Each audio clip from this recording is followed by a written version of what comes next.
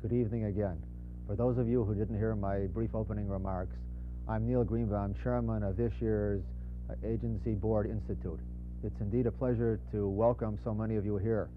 For your information, there are approximately 200 directors of 36 boards here tonight, along with executives and other professionals of those boards. It's wonderful to have the opportunity to greet so many of you, and for all of us to have the opportunity to deal with each other on a forthright and honest, in a forthright and honest manner, which will enable us to speak to each other in relative to those kinds of problems that this community faces, federation vis-a-vis board, and nationally and internationally. I know that I can count on all of you to express yourself in a direct and open manner so that we can cross-pollinate and have the opportunity to learn about each other's problems and help each other solve them. In addition to that, tonight you will have the opportunity to give your Reaching Meaningful 1985 gift to the Jewish United Fund. As leaders of this community, and all of us are, it behooves us to make a Reaching Meaningful gift so that we can say to other people when we solicit them and deal with them that we are doing the same thing and have done the same thing that we've asked them to do. I want to take this opportunity to thank those of you here who helped make this evening the success that it has and will end up being, and in particular Paul Kane and Ralph Siegel. They gave a new meaning to the word nudge. It wasn't enough, or it isn't enough, that I get my kids pouncing on me when I go home every night and my secretary when I arrive at the office in the morning. But I knew that each and every day, either Paul or Ralph or both of them would be after me to produce some kind of job, make some kind of a call. And I want to thank them because they were instrumental in helping this evening be the success that it will be. All of us are involved in fundraising and at the same time in budgeting and finance. In order to be involved in budgeting and finance, we have to be involved in fundraising and giving. I'm going to now introduce you to Sheldon Mann, who was the 1985 General Chairman of the JUF. Sheldon is the immediate past chairman of the Jewish Federation Overall Budget and Planning Committee. He's a close personal friend and has spent years with Federation and the JUF in both fundraising and other capacities. He has a true Jewish heart. It's my pleasure to introduce you to Sheldon Mann. Thank you, Neil, and thank all of you for joining us here this evening. Neil referred to the special understanding of agency needs, which I had brought home to me very clearly when I was chairman of Federation's Overall Budget and Planning Committee. Working with limited resources to ensure the continued flow of agency services was a major task and a difficult one. But raising the money, that's really a job. It is a challenging responsibility, however, which can be accomplished with your help and support and the kind of commitment we have seen to date from all levels of the campaign. As of this evening, the 1985 JUF campaign has raised a total of $17.3 million, which represents a 12.5% increase on a card-for-card basis. Our recent JUF in January phone-a-thon brought in $1.19 million at a 12% increase, which is considerably higher than our usual telephone campaign results. We also were able to cover almost 10,000 cards during that concerted 5-day period. All of our divisions have their top leadership in place and are well into the crucial campaign activity. The women's and young leadership divisions already have achieved significant increases. More congregation events are scheduled than ever before, and our trades are holding planning meetings preparatory to their big push this spring. Our major gifts and pace-setter events and JUF in January have given the campaign a positive momentum. In fact, we are well ahead of calendar projections made at our day-long retreat last September. But those projections and our initial campaign goal were made before Operation Moses and the massive resettlement effort of Ethiopian Jews in Israel with all of its implications. As you know, we had to increase our campaign goal to $47.2 million for 1985, nearly 20% more than was raised in 1984. The needs are clearly greater than ever before, and so is the amount of money that must be raised by Chicago jewelry. While tonight's format calls for your meeting in separate rooms here in the Palmer House, we will all need to come together to work collectively in order to help us provide for the heightened human needs here in Chicago, in Israel, and in 30 other overseas lands. With your support, your generosity, your wisdom, and your energy, we can and will succeed.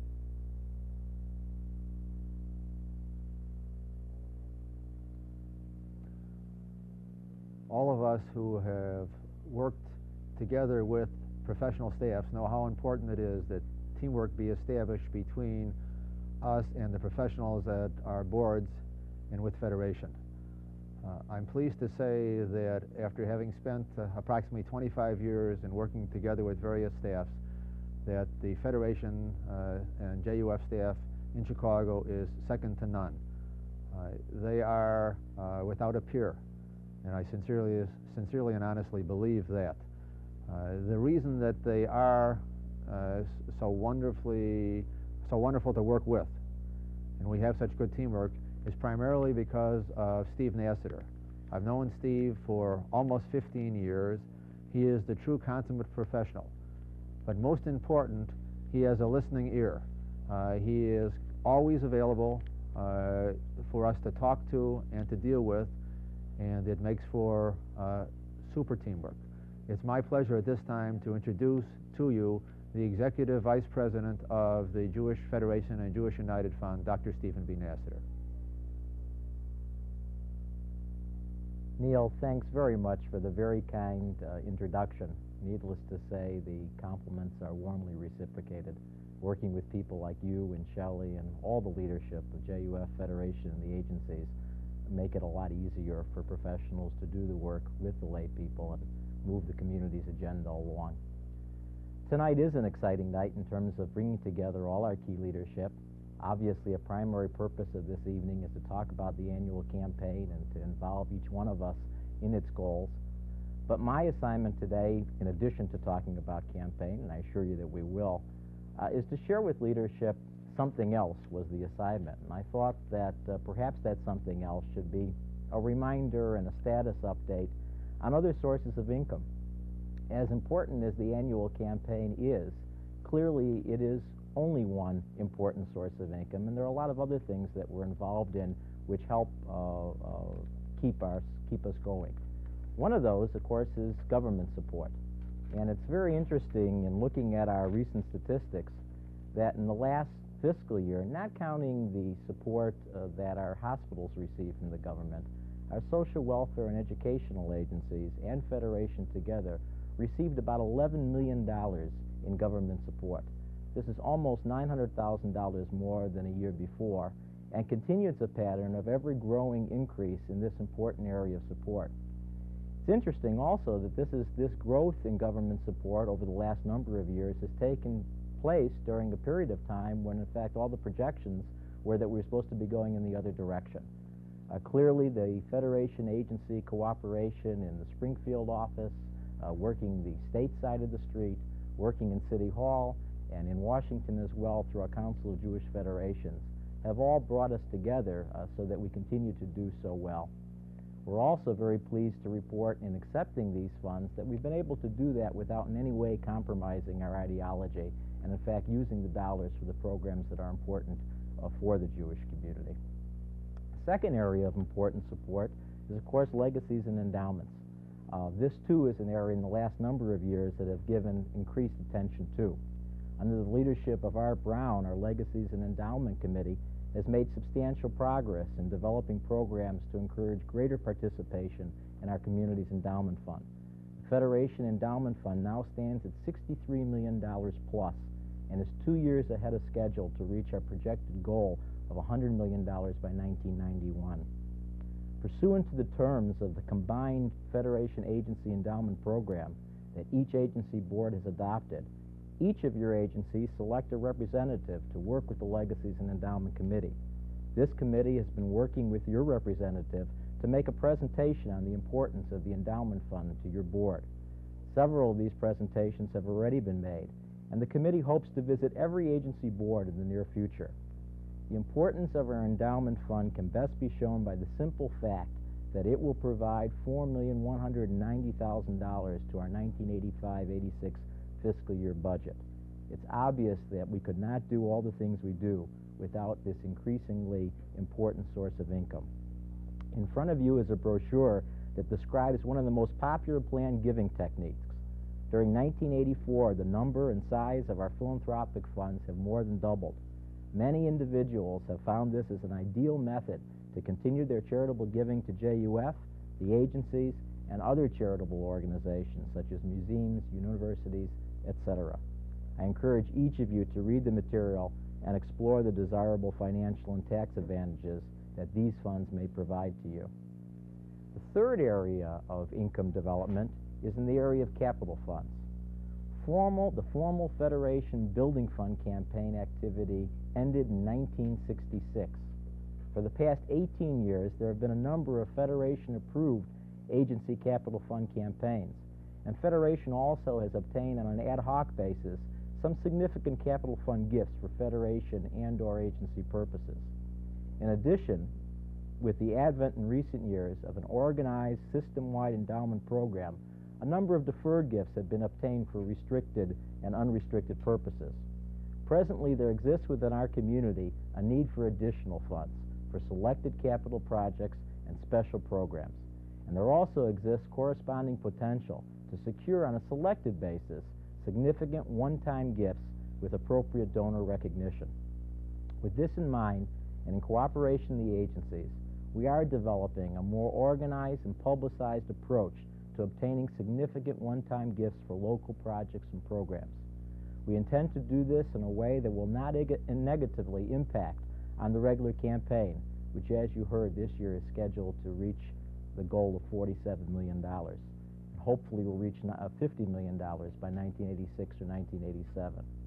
In consultation with affiliate and beneficiary agencies, we are preparing a detailed prospectus of local project and program contributor opportunities with appropriate donor recognition in amounts no less than $100,000 per project on up to multi-million-dollar proposals.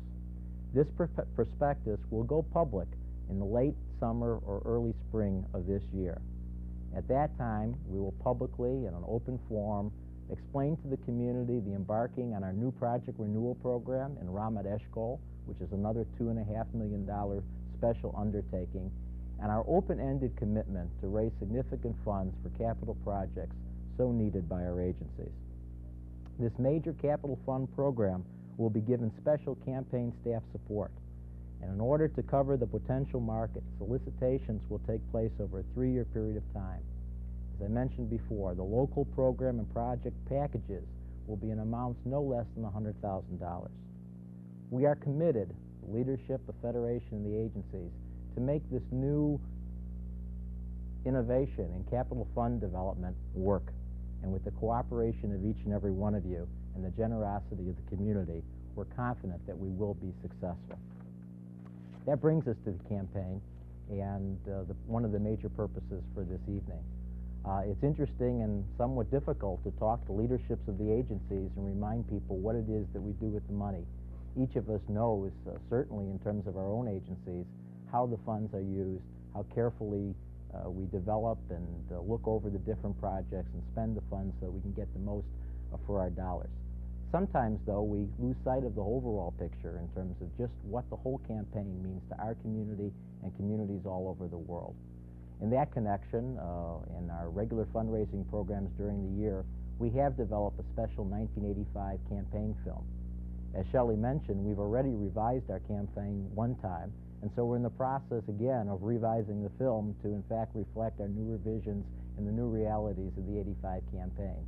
But for this evening, I think it would be useful and informative for all of us now to stop for a moment and look at the 1985 campaign film and begin to understand just how important this campaign is. With that as an introduction, let us look at the 1985 campaign film.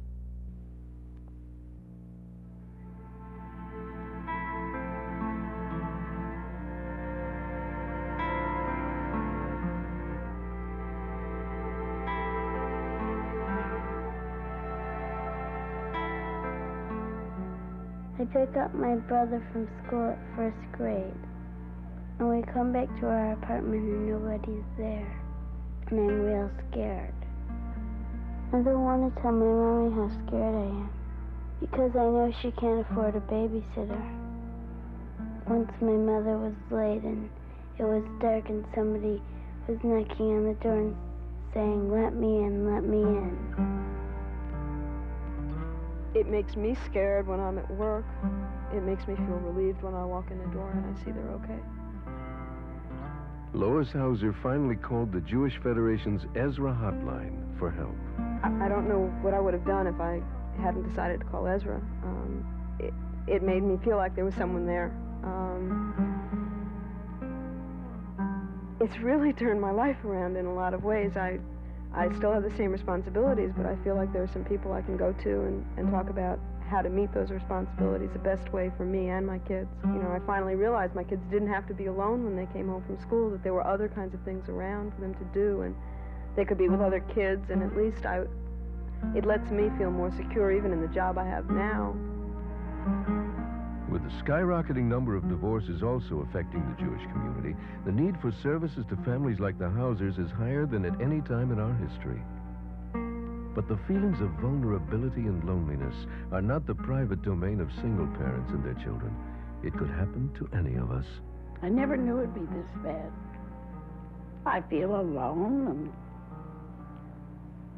and when I go places, I'm not always, I don't expect them to jump over their feet and welcome me, but now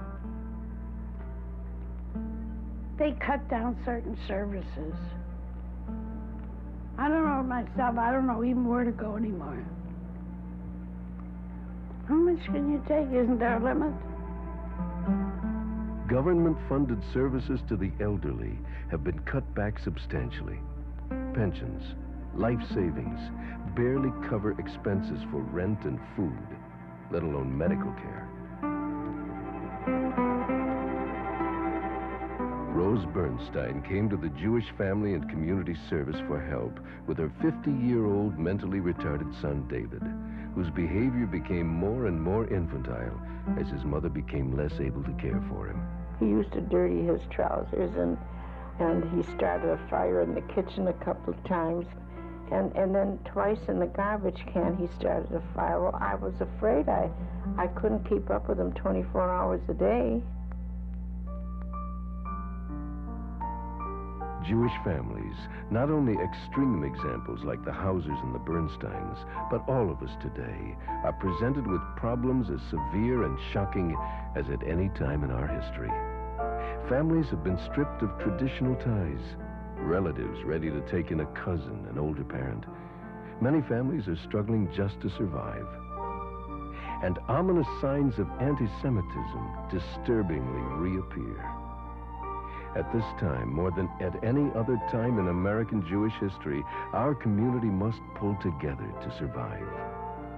The Jewish Federation and Jewish United Fund must become the extended family to the thousands who need us, especially the 37,000 Chicago Jewish poor and near poor.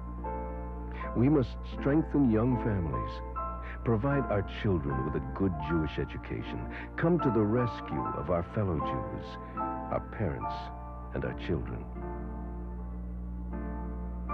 We are committed to providing desperately needed services to Jews here and around the world.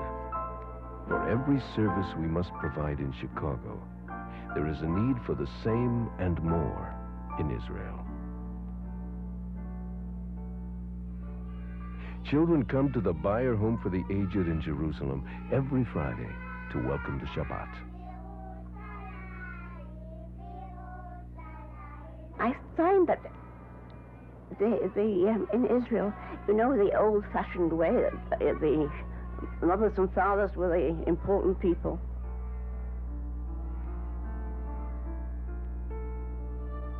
People are important in Israel. And social programs that are critical to the future of the country are expensive.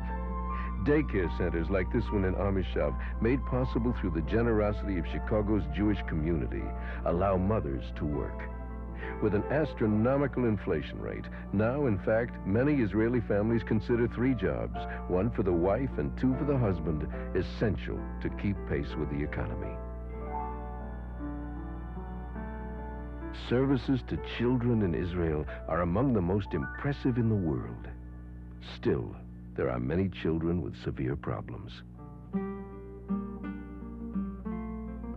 Daphne is the youngest of 11 children living in a 2-bedroom apartment in Lod. Her father is an alcoholic. She was found wandering the streets of Tel Aviv, miles from her home, complaining in a story later verified that she had been sexually abused by her father for several years. Daphne is now in emergency foster care in a program sponsored by our worldwide beneficiary, the Joint Distribution Committee. The family is receiving counseling and rehabilitative services. Yes, we have needy children, both here and in Israel. Children who need our commitment and concern. Shoshana in Tel Aviv, whose parents sent her alone from Morocco to live with her handicapped grandmother. Joshua in Rogers Park, who desperately wanted a bar mitzvah. His parents thought they couldn't afford to send him to Hebrew school, but arrangements were made with a local congregation, and this spring, Joshua had his bar mitzvah.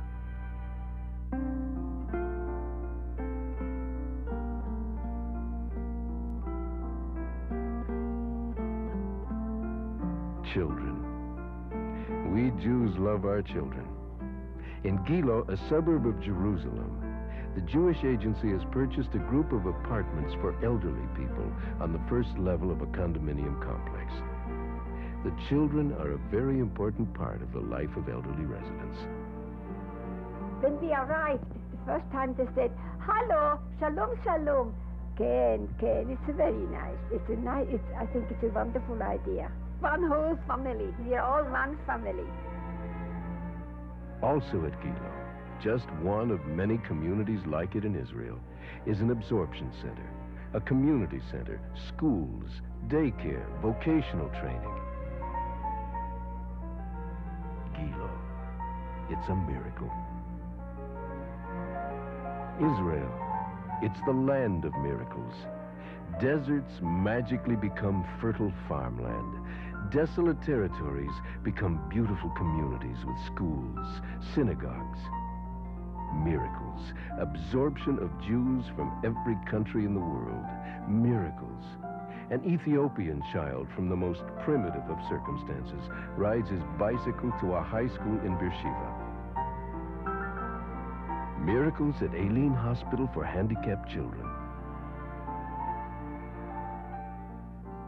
They said there was no hope for Adalia. Odelia today can dress herself.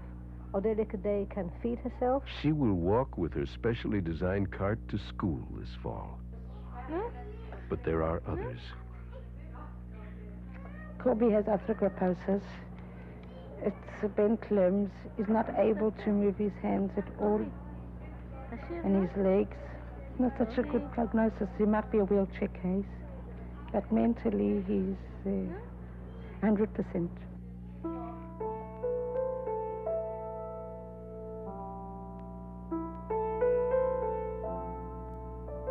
There will be no miracles for Kropy.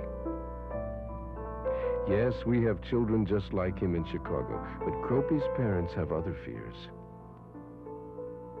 The possibility of war at any moment. The explosive economy that not only makes life difficult, but that threatens every social and health program the country has so brilliantly developed.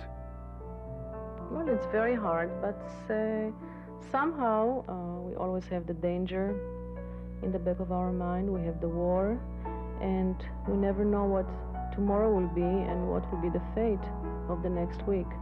My son never saw his father. The day before his bar mitzvah, he said to me, "I want to go to visit my father alone. I want him to know I have my bar mitzvah tomorrow."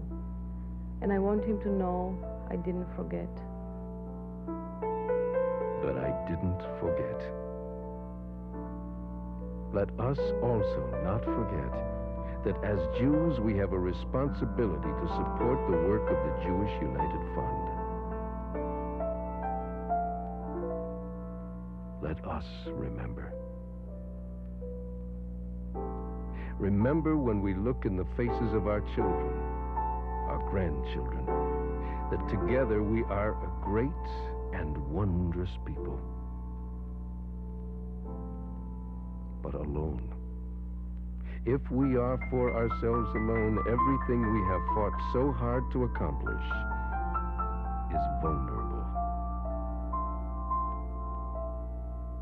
Together, let us remember.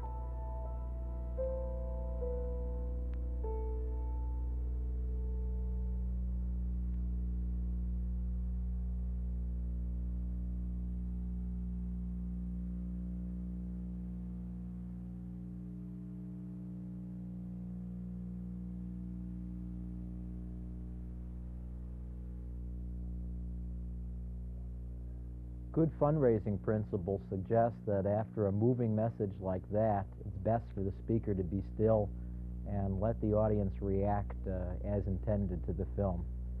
Unfortunately, that film is really 3/4 of our whole story, because as all of you know, since that time, we have all been dealing on a day-to-day basis with something called Operation Moses. The redemption of the Ethiopian Jewish community has been a top priority on our agenda for many years. And over the last number of months, we have seen almost the fulfillment of that come true. You've noticed in the last week or two a diminution of the kind of material that we were seeing in print before. This is on purpose. Clearly, the publicity and what took place had an effect that was less than positive. So we're very quiet now in terms of what we say. For this leadership group, I'm proud and pleased to tell you that there are now over 15,000 Ethiopian Jews in Israel. And although you haven't heard about much over the last number of weeks, we know that important things are in fact taking place. And hopefully with the next number of months, the whole story can in fact be told. This evening we have some interesting and new footage which really only came into our office a day or two ago. And eventually we're going to put this together in a slicker and more sophisticated kind of presentation for campaign at a point in time that we can talk publicly about it. But because of the importance of this, we thought that now was a good time to share with you this important footage on Operation Moses.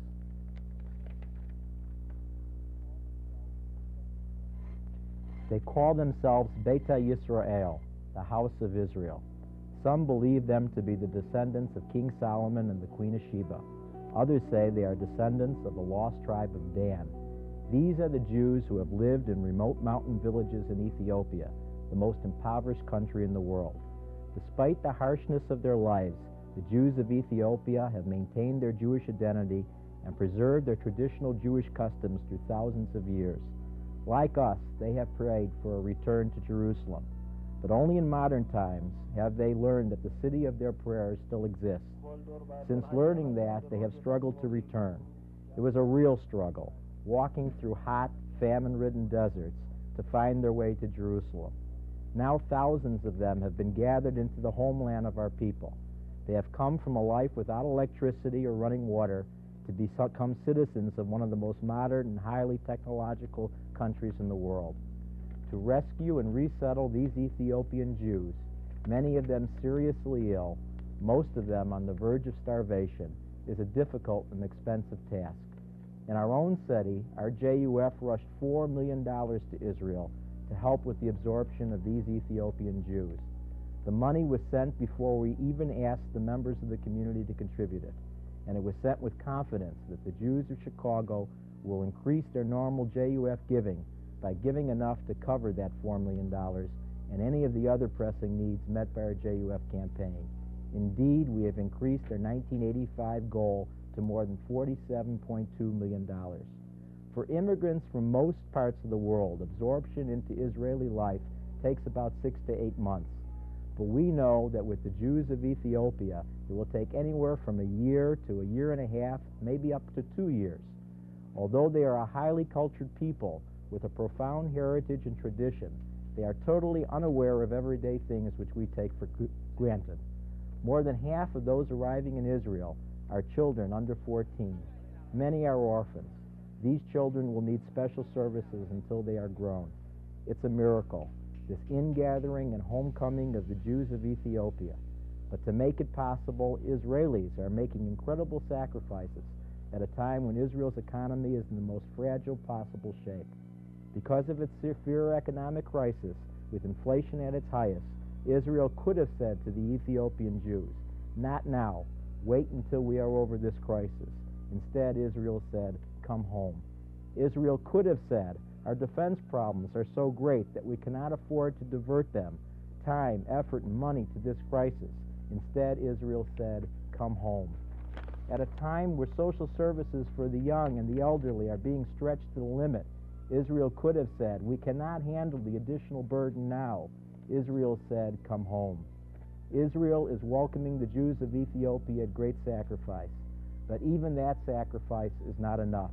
You and I must help to bring the Jews of Ethiopia home to Israel and to the 20th century. The absorption and resettlement of Ethiopian Jewry must be funded in great measure by the Jews of the free world. We in Chicago, through our JUF campaign, have a great responsibility and a great opportunity to do our part in the miracle of 1985. Operation Moses, the code name for the rescue and resettlement of Ethiopia Jewry, is not just a project for a few, it's for all of us. We are asking you to give generously. The Jews of Ethiopia have sacrificed much to make their way to Israel. Israel already has made its commitment. It has brought these Jews home.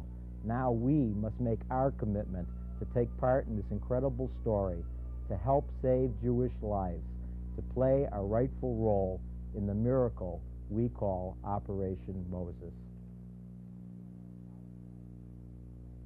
Again, I apologize for whatever gap there may have been between the synchronization of my voice and the exciting footage that you were seeing. Eventually we'll iron out that and have it in good form. But I hope that whatever technological problem there may have been in that, I make up for in terms of the sincerity of the expression, which I think represents the view of our entire Jewish community. As you know, or as many of you know, back in May of 1983, I had the privilege of going to Ethiopia and visiting with the Jews there. As a result of that experience, I guess I feel that I carry a special responsibility in sharing with Jews all over our city the excitement, the special moment and miracle, and even the pain of the saga of Ethiopian Jewry.